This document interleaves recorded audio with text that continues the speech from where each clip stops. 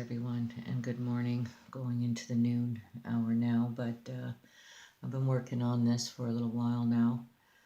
Um, Now, a lot of things have happened in the last while, so I'm just going to bring you up to date, and then I'm just going to continue. So this is going to be a few videos. I can't get it all into one.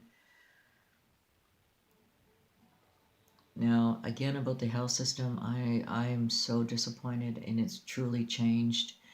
And it still continues to change under the covering of this COVID uh, virus. I cannot believe that you get less attention now when you're in the hospital than when you did when the hospital was packed with people. Now you seldom see the people, and you still don't get the health care and the compassion that you deserve. I recommend that everybody stay or have someone with their family member in the hospital at all times. The hospital is not to be trusted. You are not to believe that they are compassionate and there for your health. Something's really changing, and the first thing that is gone is compassion. It's missing. But I'm not the only one that is going through this, and everybody has, their testimony. But this is mine. Now, my daughter had her surgery, and the surgery went well. The surgery itself was a success as far as I can see right now. It'd be a little too early to say, but it seems like her healing process is going well. But it's what happened after that she came out of the surgery is when everything just fell apart.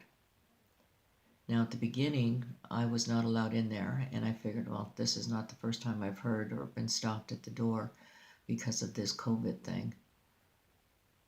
So I didn't think anything of it. I didn't put a big fight towards it or anything, so I just said, okay. So I watch my daughter get in the elevator. She's got no care. As soon as she walks in that door, there's no care.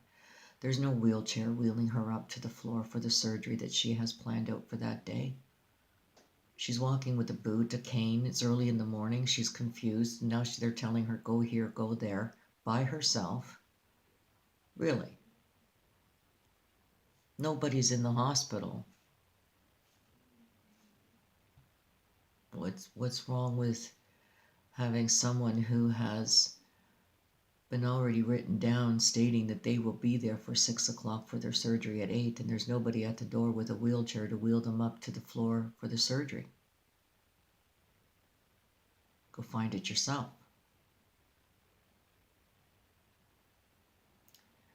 So I watch my daughter get on the elevator. I go out, and my girlfriend's with me to give me support. She's come in from the north, from up north, and she was laid off for a month, so she had given me 2 weeks to help me and support me with the surgery with Patricia.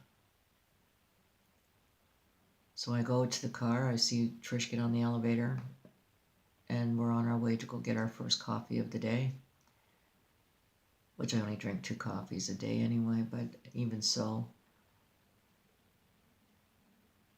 Halfway there, I get a phone call from my daughter because I had given her my phone. Get a phone call from my daughter telling me that she's sitting outside and they told her to wait there for 2 hours. Well, of course, this doesn't sound right. I turn around, I go back, I go in, and I ask them, why is she outside waiting? She's supposed to be in here at 6 o'clock getting ready for her preparation for the surgery at 8 o'clock in the morning. Oh no, she's got to go outside. Here's the number. So he gives me the number, I dial it. I'm not getting through. I did it 4 or 5 times, maybe even 6, 7 times I dialed the number and still wasn't getting through. I'm getting a little upset here because her surgery is for 8 o'clock. So I go back in, and I've got the papers in hand of the date and time of being there, and I hold it up for everybody to see. There must have been at least 20, 30 people in there, and that's just the workers. That's just those that are screening people, right? And I get up in there and I hold up the paper and I said, read. So the kid comes over and he reads it. What time? 6 o'clock. I said, right. And what time is it now? It was 10 after 6. He gets on the phone, the same number that he has given me, calls them up, and they say, send her up. One ring, and that was it. He was hooked up and send her up, but you cannot come in. That was emphasized on me quite a bit that day. You cannot come in. Yeah, and that's even after the surgeon told me I was allowed in. But anyway, all hearsay, right? He didn't say anything. He didn't jot anything down to let them know that I was to go in there with her. No. So again, she goes back in. Again, no wheelchair, no porter, nobody bringing her to the floor. Wait, she's in the elevator. I wait a little bit. Okay, so I figured, okay, now they're setting her up. So we go back to the car. Angel and I go to have our coffee. So I said to Angel, I said, Angel, I said, give them a call and give them your number, because I don't know if they're going to be able to find the phone that I gave Trish. So, let them know to call us as soon as she gets out of surgery. But we couldn't get through. Couldn't get through. I think it took us an hour or so to get there. It was, I don't know what she did to do that, but got a hold of a nurse on the floor, and we gave her the number. Angel had put her phone on speaker so I could hear, and we gave her the number to call us as soon as she got out of surgery. And the nurse repeats the number to us, loud and clear. Okay, she's got the number. So we're waiting in this parking lot right here. So it's what, 12 o'clock now, 12:30, going on 1. She should be out of the surgery by now. Why aren't we not getting a call? Again, we fight our way through the phone system, get a hold of the nurse, and she says, oh yeah, she's in recovery. Well, why didn't you give us the call? Why didn't you call us? Well, we don't have your number. What do you mean you don't have our number? My number. Heard the nurse repeat it back to me. She didn't write it down. Can I come up? No, can't come up. That sort of thing. So I looked at Angel and I said, listen, it's getting really tired. Let's get back to the house so we can rest. I need to sleep for a little while. I was that tired. We get on the highway and I get a phone call from my daughter. We're halfway home and she's really combative and she's confused. She's trying to hang up the phone. She doesn't know how to hang up. She's yelling at me. So she thinks that she had hung up the phone, but she didn't, and I could hear her crying in the background. I don't know what's happening. I don't know what's happening. Did they do surgery? What did they, she thought she had brain surgery. She didn't know. She was very confused. And there was no help by her side to convince or, explain to her what has happened. So I really softly say to her, Trish, it's Mom, you had foot surgery. And that's when she got very combative and she hung up on me. So I said, Angel, let's just keep going. I need to sleep. So we get back to my mom's and I go straight to bed. I don't say anything. I go straight to bed. I don't get up until 10 o'clock. They let me sleep in. Angel takes over the medicals and is talking to Trish all day. So I get up at 10 and I'm talking to the nurse, and the nurse is telling me that there had been a little bit of a problem that evening, that the security was called into her room. Really? They smelled pot, but the pot was coming from her purse. It wasn't that she smoked it. It was just that they got a whiff of it and they called the security. Really? Huh. I said, well, okay, that's it. I said, I'll be there first thing tomorrow morning. I'll be picking up my daughter. Oh, no, you can't do that. You have to wait until noon. I said, no, I don't. I'll be picking her up early tomorrow morning. So the nurse says, okay. She said, I'll tell you what, I'll be here first thing in the morning and you can, to make sure that you get in to get her. And whatever, And she goes, oh, and by the way, she says, my name is Cadet. Cadet. Huh. I get to the hospital. It takes an hour and a half to get there, 45 minutes to get there. I get to the hospital. It's about 8 o'clock or 9 o'clock. And I got no problem. I went in. And I walk into the room. And my daughter's just looking at me, staring me down. I'm looking all over the bed. It's full of blood. I'm looking on the side. It's all orange juice. I'm like, what is going on? What happened here? You know?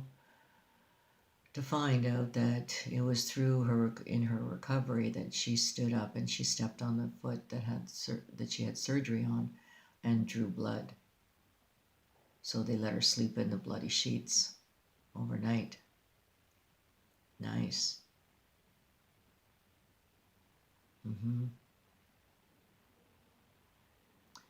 So of course my daughter is just, beside herself. She's angry, she's aggressive, there was no comfort at all for that girl, at all.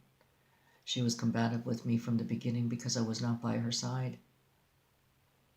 Yet she says, Mom, everybody else was there. Why weren't you allowed there? She says, everybody was there with their family members, but you weren't there.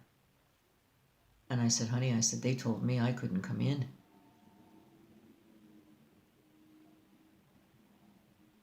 So anyway, they give her 10 o'clock pill, which is dilaudid 2 milligram. And they said she'll probably sleep most of the way, whatever. So we're not even out the door, and I am having a hard time getting the wheelchair over this little hump going out the door. And this triggers my daughter, and she just goes livid. She just throws things around. I mean, it's really bad. So I decide, well, get her through, and I just left her at the curb so that I went and got the car. I just, the longer I stood there in front of her, the more pissed off she got. So I go to the car, I bring the car around, and she's calmed down at this point. We go to the gas station, I'm filling up with gas, and then all of a sudden, out of the blue, there just, boom, she just comes out with such outrage. It was such an outburst. It was just, you didn't see this coming. And the screaming and the things, the vile mouth that she had, calling me the C word, the female body part. And she's hitting the back of the window, and she's throwing things around. She's thrashing around, and she just has a hate that it's just a pure hate coming from her. She just wants me hurt. I'm just looking at her as I'm gassing, and I'm looking at her going, what am I looking at here? So I get in the car, and I find that she's got the dilaudid pills in her hand. And I'm thinking, what the? And I said, give me those. And I just grabbed them from her, and I said, to Angel, I said, hold on to these, So I'm looking at in the rearview mirror, and she's got a hate on. Like, she just, the hate, was right at me. So I'm looking at Angel. Angel's looking at me. Now, we don't want to provoke here, but we're just using, our own little language. And Angel's just shaking her head. I look back again, and there's Trish, and she's passing out. So I said, okay, let's go, So we get on the highway. And it's not bad, we're just very careful in not provoking her in any way. So we get to the gas station, an hour and a half out of Windsor. We get to a Timmy's. So I figured I'm going to go in. She's going to have to go to the bathroom soon. She hasn't gone all day.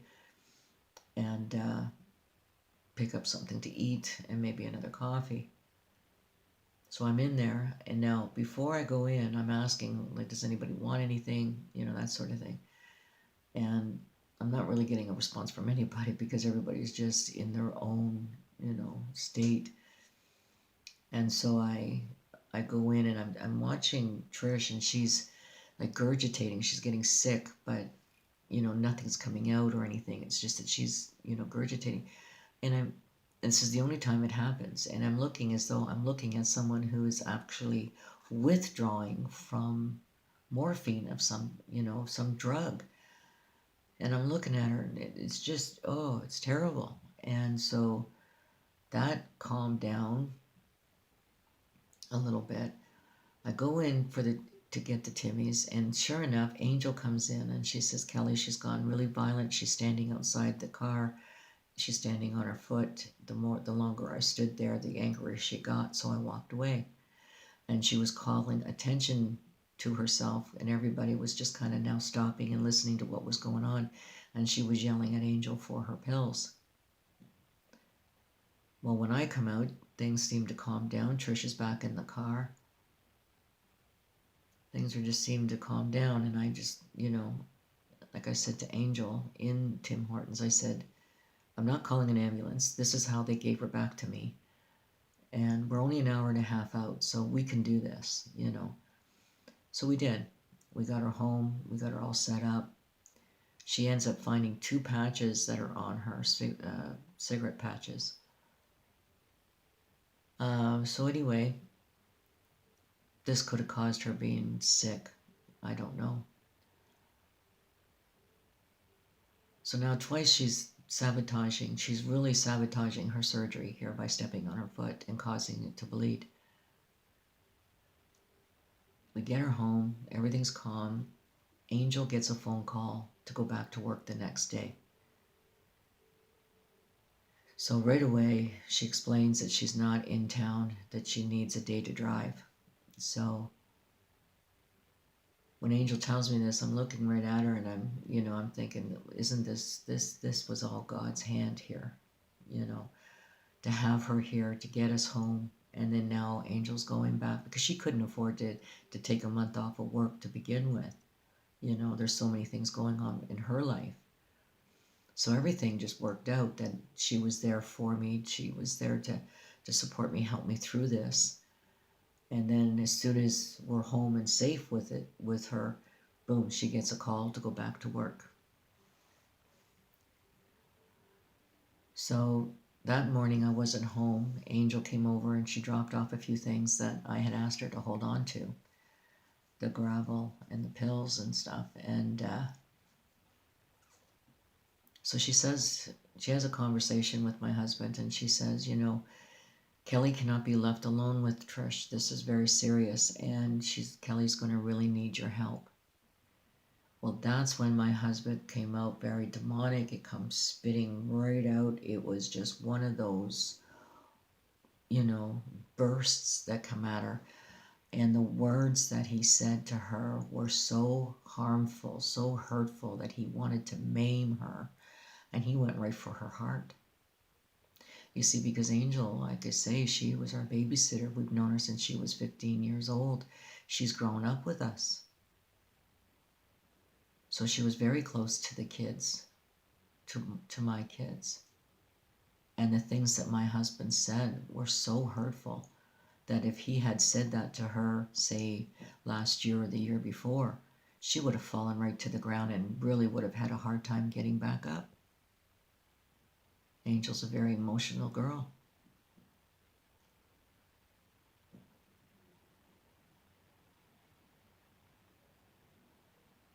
Now, Angel never told me any of this until she got home and told me that she was home safe and everything, and that she right away called her girlfriend who worked and is a pharmacist. And she told her, she said, after Angel explained everything to her, she said, listen, sounds to me like the girl didn't get enough of a dose for her pain, which she was probably withdrawing from, because it only takes 24 to 48 hours for her to withdraw. She had been on painkillers for the last 10 years, 12 years, and she was actually reacting to the anesthetic that, and all of this combined could have killed her. Her heart wouldn't have been able to take it. I mean, it was just that bad. It was,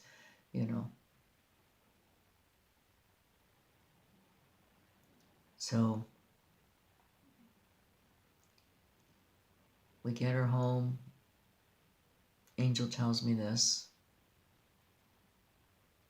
And I'm just shaking my head because of what my husband had said to her. And she says, I want you to know something, Kelly. She said, he never came at me. I didn't see the attack. coming towards me.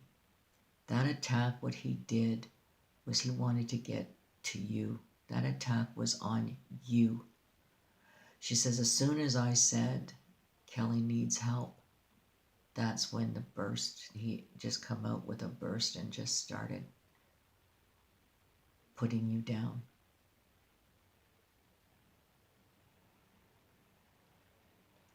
Now, I've said this many, many times that if you are a non-believer and you don't believe, this is like being a revolving door for demons to go in and out.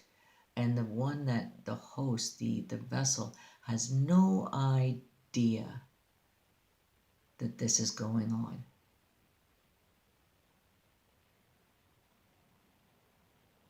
They will deny it forever, that they did not say that or they did not mean it in that context. But yet, the evil.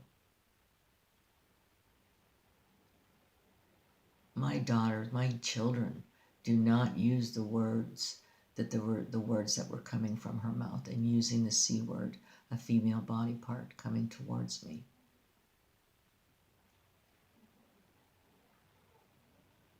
It was evil. It was Adam.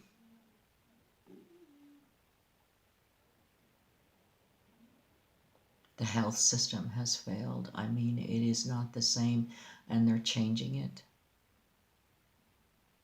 My daughter, when I asked her, I said, is there anything different with this surgery? And she said, yeah. She said, when I got up, they gave me smelling salt, and I could smell that for the next 3 days, she said. It was aggressive, and they were really rude with me. They hit me in the nose. They got me in the nose with it, and then they flung it. And she said it was just, she walked away. She goes, I'm looking around and all the other people have their family members with them, but I don't. Yeah. That was an attack.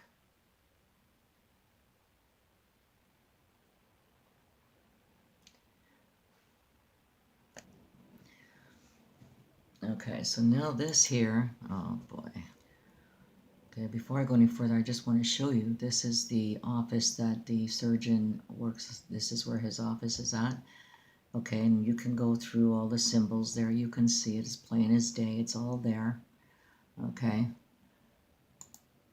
And this is what was on the window of the boss of the surgeon that did my daughter's foot. And the reason why I know that this was the boss's office was because the surgeon told me this. And when we were there for consultation to see whether we could save the foot or not, he kept saying, my boss across the hallway. My boss is just across the hall. And then when we went out, this is what I saw. Now this was camouflage. This was very small. If you can see this little dot right here, it was something like this. This is the size of this here, okay? And you can't even see it really, you know? So it was camouflaged. It's for they're talking to themselves here and to their own people when they're using these little tattoos of, you know, pictures of these things, these visuals. Is just to let the other one know who they are. It's not having anything to do with God's people. This is not our language. You know, they have images, they have pictures. You know, this is their language. There's no faith in this. Okay, there's no faith, just pictures. Like here, I'm a Scorpion. Okay, I don't believe in God. This is who my father is. This is where I'm from. You know, that sort of thing.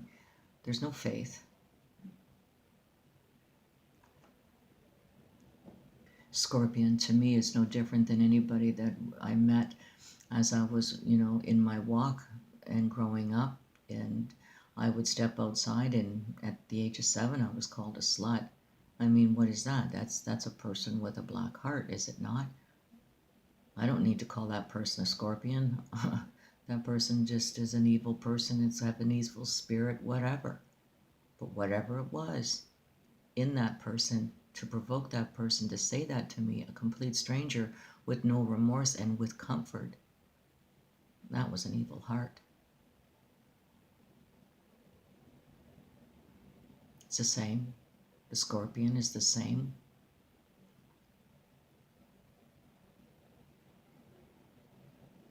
So this is not our language. That's their language, talking to one another, letting each other know who they are and where they stand and their loyalties.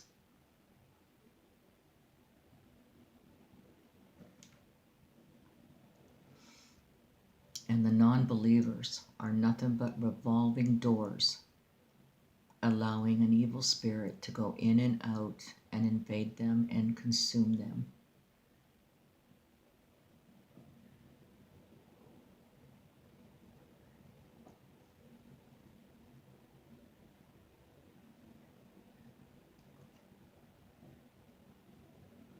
So no fear. Do not fear this. They're just that person that you met in along with your walk. We just never called them scorpions, as we call them, or some call them today. So after Patricia had told me, or not Patricia, but Angel had told me what my husband had said to her and how he had said it, and what his intentions were when he was saying these things, and everything that happened with my daughter, even with my husband, I wanted to, talk to him about what he had said, but I decided not to say anything. And the really important thing here was that I needed help with Trish. And I didn't think I was going to get it. So I went and I started to raise my voice so that I could be heard, because my husband just did not believe anything that Angel and I had to say concerning what had happened with Trish. And I was just getting a little combative, I was raising my voice to be heard. So I went to scripture and I just started to read. And that's when I came across a verse, and I'm not sure where it was, but it went something like this. Don't be rebellious as the rebellious house. Open thy mouth and eat my words that I give thee. And right there, I just stopped. And I took a breath. And then I read, and he said, go forth and stand upon the mount before the Lord. And behold, the Lord passed by, and a great and strong wind rent the mountains, and brake in pieces the rock before the Lord. But the Lord was not in the wind. And I did not feel him in this whole thing with Trish, which I believe that this is where I'm at this point. And then after the wind, an earthquake, but the Lord was not in the earthquake. Again, that would be the outburst of my husband. And after the earthquake, a fire, but the Lord was not in the fire. And after a fire, a small voice. The fire would be my son. I'm dealing with that now.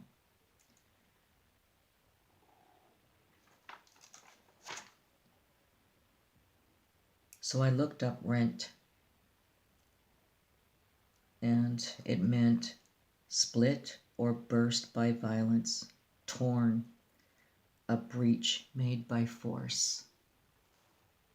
And this is exactly what happened between my daughter and I and my husband.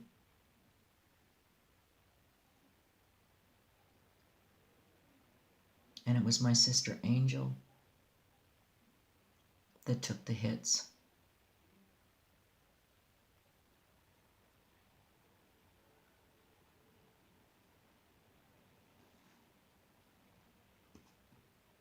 You see, God's promise to Abraham, if we obey, we would be protected. And when I looked back at all of what was going on in just that first short 24-hour, 48-hour period, I noticed and I realized that the peace that Jesus gives us, and that only he can give us, The world cannot give us this type of peace, this kind of peace. Only Jesus can, Yeshua. Because in this peace, you have strength. And when I was watching my daughter being consumed and the things coming out of her, I was calm. I was calm.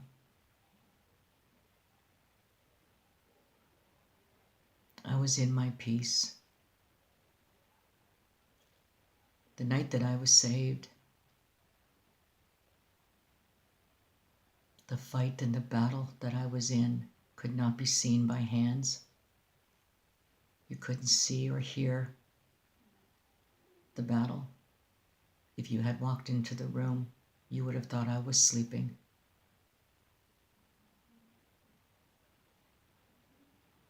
But this battle was life and death. And Jesus comes in and he just wipes it clean, just takes the enemy and finishes the battle for me. And he leaves me with a peace.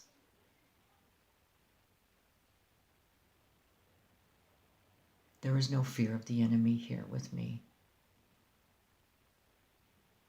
or with you who have received his peace.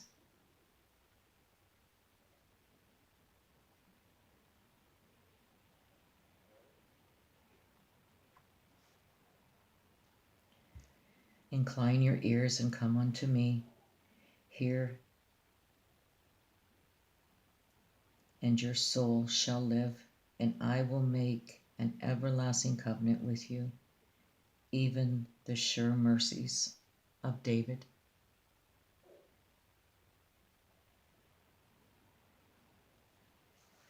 So no fear when you see these things. Stay in your peace. Just look at it like I do and say, well, isn't that interesting? And just keep moving. Just keep moving.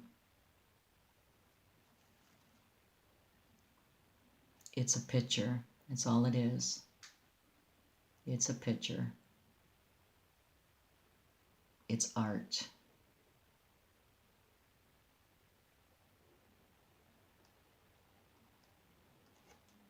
Look at this. Here's a scorpion tattoo, but if you look at the negative space right here, see the negative space? That's because it's really the Virgin right there. See, like, see that? This, you could just draw the Virgin right out of this scorpion. The scorpion, let's see, the scorpion, oh wait, the scorpion is the Virgin, and they know it, so watch. Let me just show you. So we slide, there you go, watch, see? There it is. So this scorpion tattoo is the Virgin, you see it? Ba-boom. That's why. It's all true. Everything I'm showing you is true. That's it. Why is the Virgin, when you turn it upside down, a dead sheep? Because it's true. That's how you turn the world upside down and know the truth. Okay, guys. Thy prophet has seen vain and foolish things for thee, and they have not discovered their iniquity, to turn away the captivity, but have seen for thee false burdens and causes of banishment. All that pass by clap their hands at thee, they hiss and weigh their head at the daughter of Jerusalem, saying, is this the city that men call the perfection of beauty, the joy of the whole world? All thy enemies have opened their mouths against thee. They hiss and gnash their teeth. They say, we have swallowed her up. Certainly this is the day that we looked for. We have found, we have seen it. The Lord hath done that which he has devised. He hath fulfilled his word that he hath commanded in the days of old. He hath thrown down and had not pitied, and he hath caused thy enemy to rejoice over thee. He has set up the horn of thy adversities.